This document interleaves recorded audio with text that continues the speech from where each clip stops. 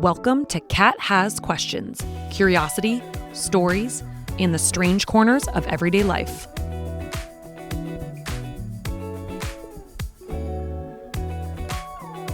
Hello.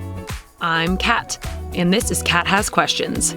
Today, we are diving right in, guys. A 27-year-old medical student walks into a crowded bar in Columbus, Ohio. There is surveillance footage of him arriving. Investigators can follow him through the entrance area. They know approximately when he got there. They know who he was with. They know where he spent the evening. And yet somehow, when police later reviewed the footage from that night, they could not find him leaving anywhere. Not clearly, not definitively, not in the way you would expect, which creates a genuinely unsettling question. How does a person disappear from one of the busiest areas near a major college campus, surrounded by friends, students, security cameras, bartenders, and police, and leave behind almost no trace of what happened next? Because this case is not a wilderness disappearance. It's not someone vanishing on a remote highway. It's not even someone last seen alone. This was a crowded bar district on a Friday night. People everywhere, noise everywhere, movement everywhere. And somewhere inside all of that, Brian Shaffer disappeared from the known timeline of his own life. I think part of the reason why this case unsettles so many people is because the beginning feels incredibly normal. Honestly, probably uncomfortably normal for a lot of us. Going out after a long week, meeting friends at a bar, people separating for a few minutes, somebody saying they'll catch up later, phones dying, crowded sidewalks, everyone assuming everybody else got home safely. There's nothing about the setup of this story that immediately signals danger. And I think that's what gives this case such a strange emotional weight. There's no obvious bad decision moment for people to point to. No clear turning point where the night suddenly becomes sinister. Instead, the story almost disappears quietly, which in some ways feels even more disturbing. Here's what we know. Brian Randall Shaffer was born on February 11th, 1979, and grew up in Pickerington, Ohio, a suburb outside of Columbus, the oldest of Randy and Renee Shaffer's two sons. He graduated from the local high school in 1997 and went to Ohio State University for his undergraduate work. 6 years later, he graduated with a degree in microbiology. Following that, Shaffer began studies at the OSU College of Medicine in 2004. By nearly every account, he was intelligent, social, funny, and well-liked. He was attending medical school at The Ohio State University and was getting close to graduating. And that matters because medical school is not casual commitment territory. Brian had already invested years into building a future for himself. Long hours, debt, pressure, exhaustion. The kind of path people usually do not walk away from impulsively. Friends described him as outgoing and charismatic. During his time at medical school, Shaffer had become romantically involved with another medical student, Alexis Wagner. She, along with their families and friends, believed Brian would probably be proposing marriage to her later in 2006. Most likely on a trip to Miami, the couple had planned for spring break at the beginning of April. Tropical locations, such as Miami, attracted Shaffer. He liked the relaxed lifestyle.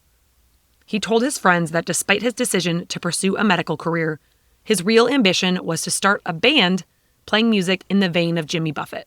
He loved music, he played guitar, he had this longtime girlfriend named Alexis, and there were plans for the future. But at the same time, Brian was also moving through a very difficult period emotionally. During his second year in med school, in March 2006, his mother died of cancer. She had myelodysplasia, which from my understanding, the disease gets worse and eventually turns into leukemia. Shaffer's friends say that although he appeared to be handling it well, her death was very hard for him. This was only weeks before his disappearance, that his mother had died from cancer. And when you read interviews from people who knew him, there's this recurring theme that Brian was trying to keep functioning normally while carrying something very heavy emotionally. Not necessarily collapsing, not behaving erratically, not openly spiraling, but grieving. And I think that distinction matters because sometimes after disappearances, people want a clear explanation. They want one obvious thing that suddenly makes everything else make sense. But real life isn't that neat usually. A person can be grieving deeply and still make future plans. A person can be struggling emotionally and still function outwardly. A person can be exhausted and still show up socially. And by all visible accounts, that's what Brian appeared to be doing, trying to keep moving forward. So on March 31st, 2006, Brian went out with his friend, William Clint Florence. Classes at OSU ended for spring break, which began on a Friday night. Earlier in the evening, Shaffer and his father, Randy, celebrated the occasion by having a steak dinner earlier that evening.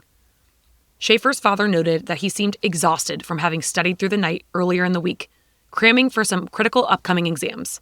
He did not think Shaffer should go out with Florence later that night, like he planned to do, but did not express his reservations to his son.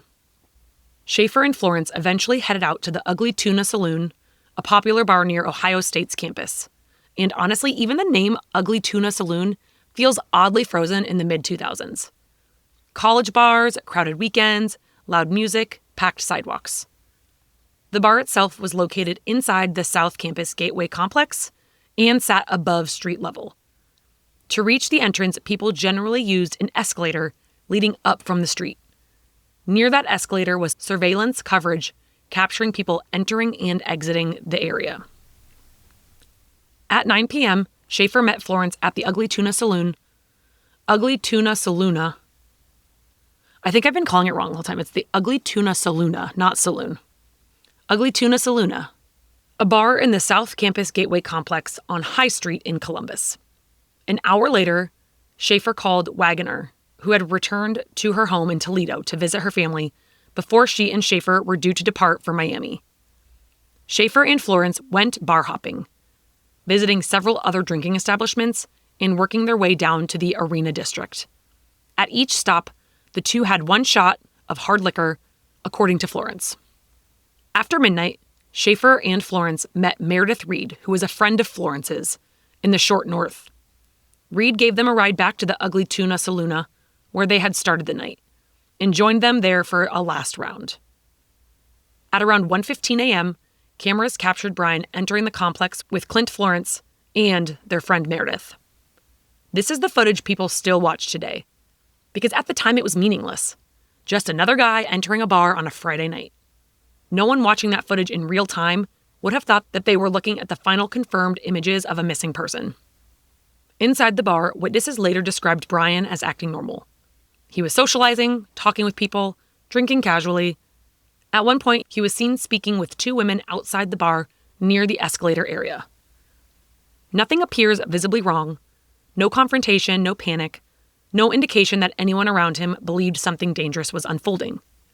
And that normalcy becomes important later too. Because when cases remain unsolved for years, people often start retroactively searching for hidden warning signs. But in Brian's case, the night itself does not seem to provide many, at least not clearly. Shaffer separated from his companions while the three were there and was last seen on security cameras outside the bar just before 2 a.m. So at 1:55 a.m., Shaffer is seen on security footage talking with two women outside the bar's entrance. Moments later, he steps back toward the bar. At around closing time at 2 a.m., Florence and Meredith prepared to leave, but Brian was not with them. And initially, this did not immediately trigger panic, which makes sense because, again, this is a crowded college nightlife environment. People separate constantly. Someone leaves with another group, someone goes to get food, someone takes a different ride home. It's the kind of situation where people often assume things are probably fine. Florence and Reed attempted to find Shaffer, repeatedly calling him with no answer. They left with other patrons when the bar closed at 2, and they waited outside for Shaffer. When he was not among the departing crowd, they assumed he had returned to his apartment without letting them know. But then hours passed, and more time passed. And eventually, the situation shifted from mildly confusing to genuinely alarming, because nobody could reach Brian. Alexis Wagoner, his girlfriend, and Shaffer's father tried calling him later that weekend, but he did not answer, and nobody could confirm seeing him after a certain point in the night. On Monday morning, he missed the flight to Miami that he and Wagoner had scheduled long before. He was then reported missing to the Columbus police. Nobody knew where he went. Police began their search for Shaffer at the Ugly Tuna Saloona, the bar where he had been last seen. Since the area around South Campus Gateway was somewhat blighted with a high crime rate, the Gateway building had installed security cameras. They reviewed the footage, which showed Shaffer, Florence, and Reed going up the escalator to the bar at 1:15, and then Shaffer was seen outside the bar around 1:55, talking to those two young women, saying goodbye, and then moving off camera. And then the bar closed at 2, and he was not seen walking out of the bar or leaving the bar at all. So as investigators reviewed the surveillance footage, this is where the case changes entirely, because police could clearly identify Brian entering the area near the bar, but they could not clearly identify him leaving. And once that detail became public, the case transformed from a missing persons investigation into something people still debate almost 20 years later. Because instinctively people hear that and think, wait, that's impossible. If someone entered, they had to leave, right? And yet, the footage never produced the clean answer investigators hoped it would. It was possible, investigators realized, that Shaffer could have changed his clothes in the bar or put on a hat and kept his head down, hiding his face or disguising himself from the camera. He might have also left the building by another route. A service door, not generally used by the public, was a short distance from where Brian was last seen. This exit led to a first-floor hallway which featured access, at the time, to a construction area with its own exterior exit. Some officers believed this would have been difficult to walk through while sober, much less intoxicated, as Shaffer likely was at the time. However, the cameras in that area might also have missed Shaffer. One panned across the area constantly, and the other was operated manually. Officers next looked at the footage from the other bars to see if cameras there could explain how Shaffer had left the Ugly Tuna Saloona. However, footage from cameras at 3 nearby bars showed no trace of him. The search began to fan out from the Ugly Tuna Saloona, with officers, sometimes accompanied by police dogs, looking closely in the street, inspecting dumpsters and other waste containers, and asking residents if they had seen Shaffer. Flyers bearing his picture, showing a tattoo on his arm of a stick figure logo from the cover artwork of the single Alive by Pearl Jam, which was one of his favorite bands, and noting a distinctive fleck in one of his irises. These were all posted widely. Police even persuaded the city of Columbus to let them into their sewer system to search there. No useful information was ever uncovered. At Shaffer's apartment on King Avenue, 6 blocks from the bar, his car was still parked outside, and inside nothing appeared amiss. After searching miles away from the Ugly Tuna Saloona in every direction, police began considering other possibilities besides an accident or foul play. Since Shaffer's mother had recently died, it was speculated he had gone away temporarily to grieve in solitude. Yet his disappearance proved permanent. No evident reasons appeared for him to voluntarily disappear. Those who had seen Shaffer that evening, including his father, were asked to take a polygraph test. He and Meredith Reed, the acquaintance that he was with that night, passed theirs, as did all of the others, except Florence refused to take one. The 2 women Brian had been last seen talking to were later identified, and they said in 2009 that they had never been asked to take one themselves. Wagner called Shaffer's phone every evening before going to bed for a long time after the disappearance. Usually it went straight to voicemail, but one night in September 2006, it rang 3 times. Quote, "I kept calling it to hear it purely because it was one of the best sounds I had ever heard, even if no one picked up," she wrote on her MySpace page. Singular, Shaffer's wireless provider, said what Wagner heard may have been due to a computer glitch. However, a ping from the phone was detected at a cell tower in Hilliard, which was 14 miles northwest of Columbus. The police received many tips, none of which resulted in any breakthroughs in the case. At a Pearl Jam concert later that year in Cincinnati, the lead singer Eddie Vedder took time between songs to ask for tips on Shaffer's disappearance. Some did come in, but none were useful. There have been possible sightings in Michigan, Texas, and even Sweden that were investigated. Randy Shaffer, who had recently suffered the death of his wife, continued to search for his son on his own. A psychic he consulted told him Shaffer's body was in the water near a bridge pier. He and Derek, Brian's younger brother, along with some other citizens who had become interested in the case, bought waders and spent much of their free time along the shores of the Olentangy River which flows through Columbus adjacent to the OSU campus, searching in vain for the body near the bridges. Another possibility led police to briefly consider the heavily disputed smiley face murder theory. Columbus police eventually rejected any connection of this to the alleged killer, following the lead of most law enforcement agencies, including the FBI, that have looked into it. And if you don't know what the smiley face murder theory is, basically, it's a theory advanced by retired New York City detective Kevin Gannon and Anthony Duart, as well as Dr. Lee Gilbertson, a criminal justice professor and gang expert at St. Cloud State University. It alleges that 45 young men found dead in bodies of water across Midwestern American states from the late 1990s to the 2010s did not accidentally drown, as concluded by law enforcement agencies, but were victims of one or multiple serial killers. I'll have to do a full episode on the smiley face murders in the near future. Now, over the years, one of the biggest misconceptions about this case is the idea that Brian was literally trapped inside the bar or that there was only one exit. That's not actually true, as I've touched on briefly. Investigators later clarified that there were other possible ways out of the building. There was the service areas, there was a construction zone, employee exits, alternate pathways that may have not been fully covered by surveillance. And I think that clarification is important because sometimes internet retellings simplify this case into something almost supernatural. But the reality is more complicated than that. The problem is that investigators still could not clearly place him anywhere after a certain point in the night. And those are two very different things. Because once police acknowledged that there were alternate exits, you would expect the mystery to become less strange. Except in some ways, it became stranger. Because if Brian did leave through another exit, then where did he go? South Campus Gateway was not isolated. This was not some abandoned industrial area at 3 a.m. with nobody around. It was a busy nightlife district filled with students, traffic, staff, security, and police monitoring crowds after the bars closed. And yet nobody reliably reported seeing Brian after that point. No confirmed sighting walking away, getting into a car, a sighting at another bar, or even just going home. Nothing definitive. And that absence starts creating uncomfortable tension inside the timeline itself. Because the case almost splits into two competing realities. Reality one, Brian simply exited through an alternate route and something happened afterward, which on paper feels logical. But then reality two immediately pushes back. If that happened, why does the trail vanish so completely, so quickly? That contraindication is part of why this case has stayed alive for so long.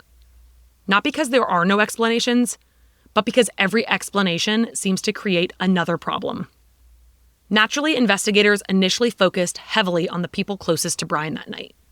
And honestly, that's exactly what you would expect police to do. The last confirmed people to see him were his friends Clint Florence and Meredith Reed. So investigators interviewed them extensively and examined the timeline closely. And this is another area where public perception sometimes drifted away from what investigators actually said.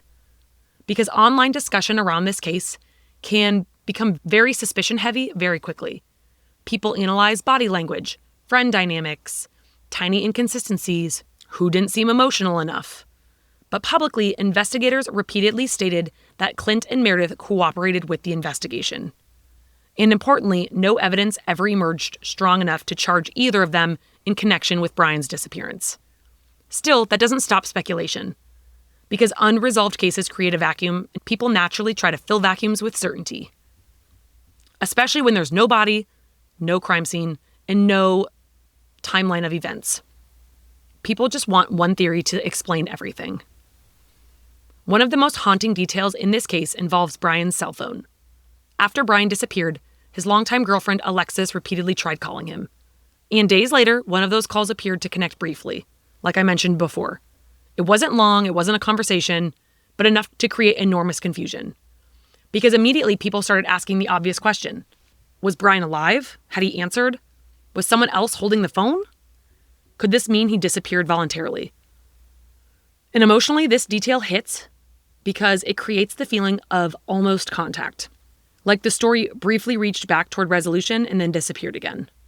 But investigators later suggested the phone activity may have resulted from a network anomaly rather than actual human interaction, essentially a technical glitch. And that makes logical sense, but emotionally it never settles the discomfort fully. Because once people hear the phone connected, it becomes difficult not to attach meaning to it, especially for Brian's loved ones. Imagine calling someone over and over, desperate for an answer, and then suddenly believing for 1 second that maybe they're there, that maybe they're okay. Only for that possibility to dissolve again, and this is another pattern that shows up repeatedly in Brian Shaffer's case. Moments that seem like they might provide clarity and then immediately become uncertain again. Over the years, countless theories developed around Brian's disappearance. Some people believe he left voluntarily. Others believe he met with foul play after leaving the bar through an alternate exit.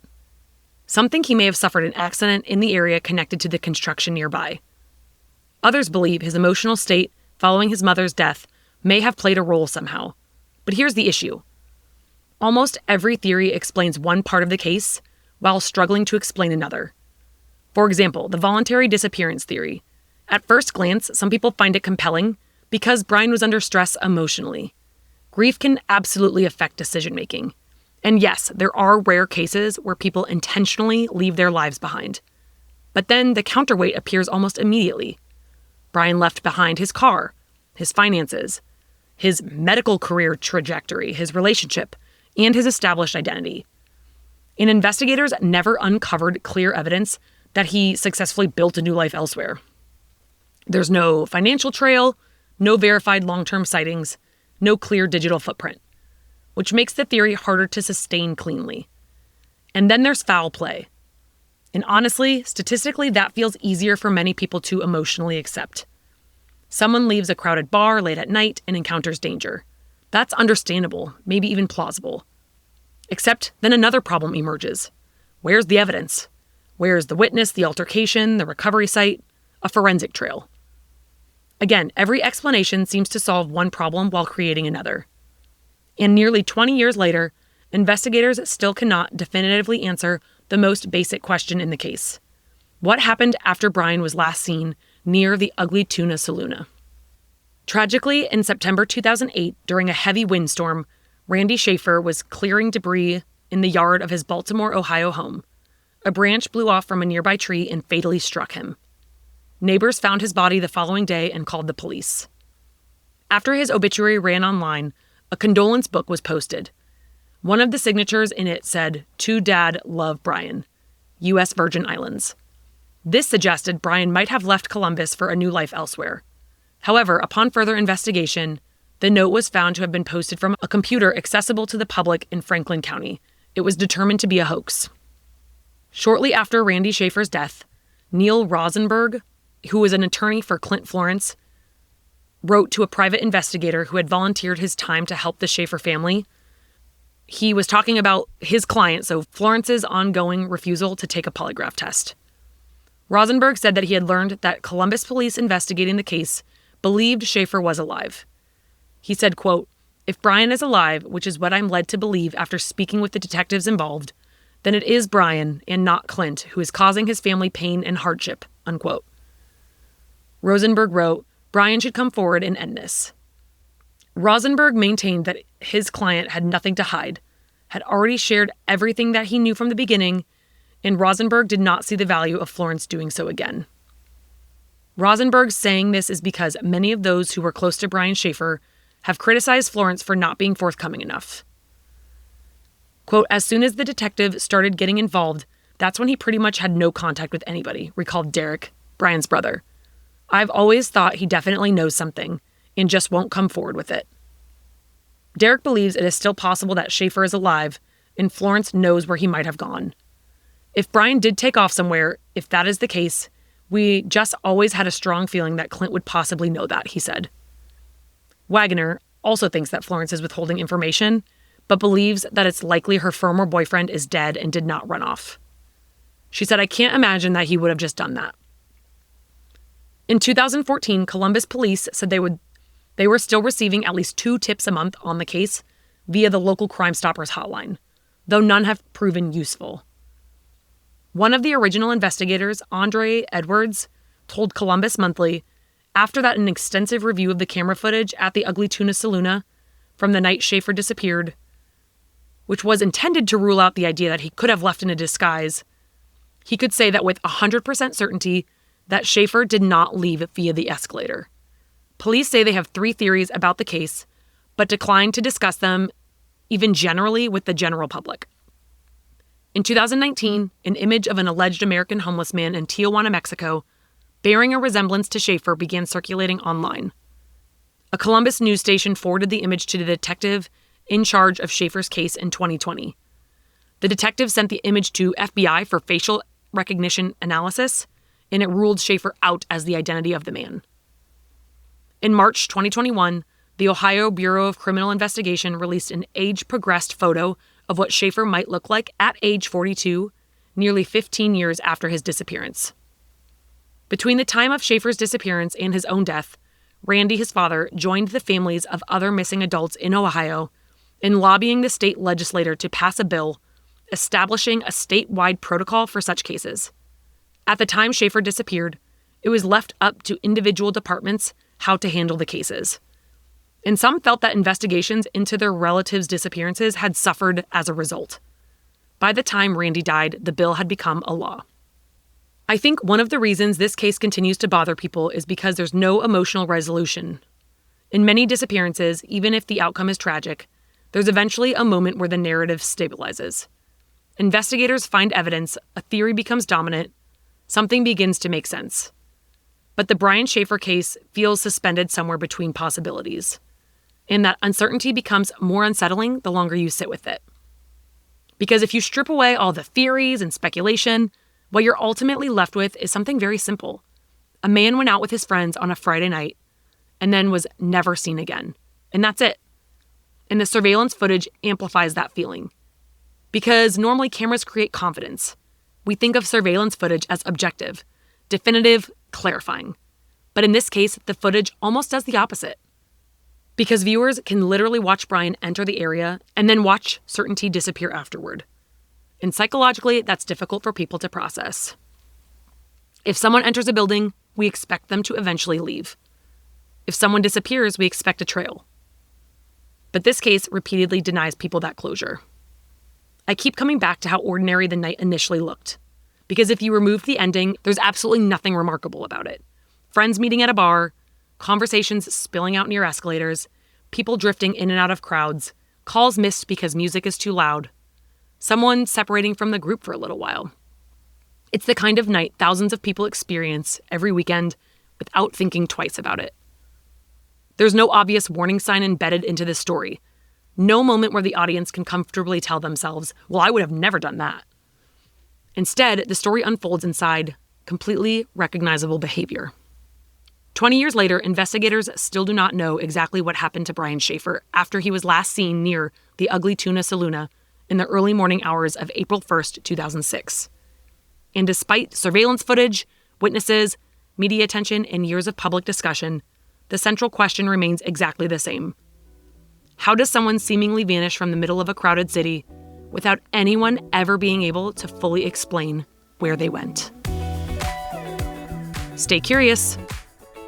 Thanks for listening to Cat Has Questions. If you liked this episode, follow the show and share it with someone who loves a good spiral. See you next week.